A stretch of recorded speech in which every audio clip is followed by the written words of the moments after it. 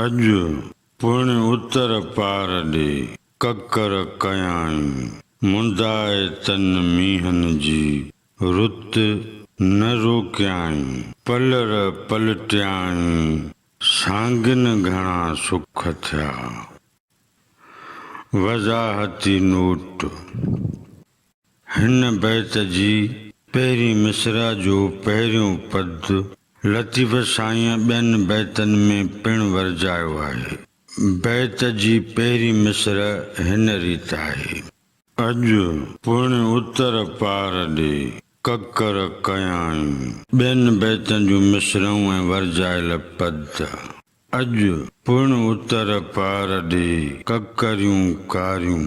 अॼु पुण उत्तर पार ॾे कारा ककर केस। अॼु पुण उत्तर पार ॾे ककर की चोटी। अॼु पुण उत्तर पार ॾे ककर थो करे। नवनि लफ़्ज़नि जी माना। रुत माना मुंद या मौसम। पलर माना मींहं जो पाणी। ही लफ़्ज़ लतीफ़ साईं ॿियनि बैतनि में पिणु कमु आंदो आहे। मिसाल तौर पलर पियारीन उञन आब अगूंदरो।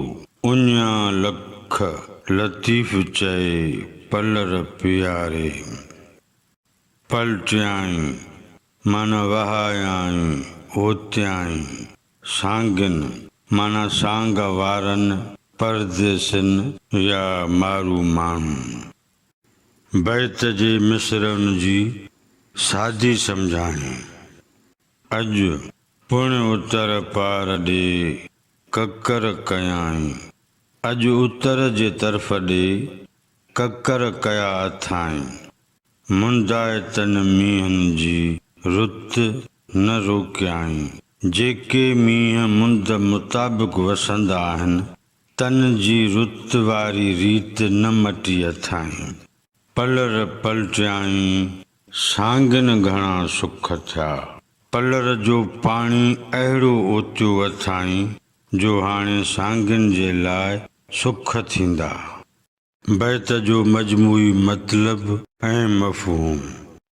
घणनि ॾींहंनि जे गुज़री वञण खां पोइ जॾहिं बि झुड़ जमो थींदो आहे बादल भरिजी भरिजी बरसण लाइ तयारु थी बीहंदा आहिनि।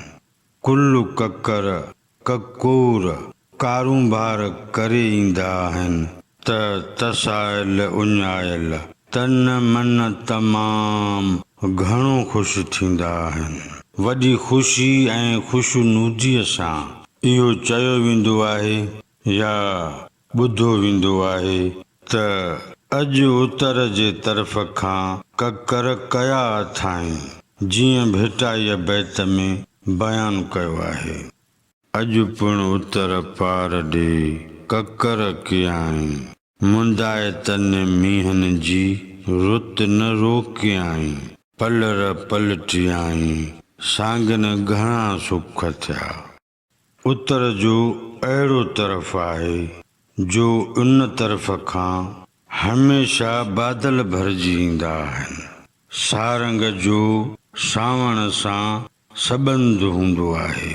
हिन भेरे सारंग सावण वसाइण जे लाइ उत्तर खां ककर करे आयो आहे। सावण ख़ाली सखणो कॾहिं न वञणो। तंहिं करे मुंद मौसम मल्हाइण मींहं वसाइण लाइ ककर करे बादल भरे आयो आहे।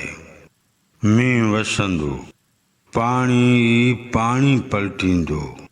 जिते किथे झझे पाणीअ सां गॾु गस गस ते गाह फुटंदा। पटनि ते सावा पहिराण थींदा। जानवर जीत पखी पतंग माण्हू ऐं चौपायो माल मिड़ई माहौल में मौजूं मुसरतूं माणींदा।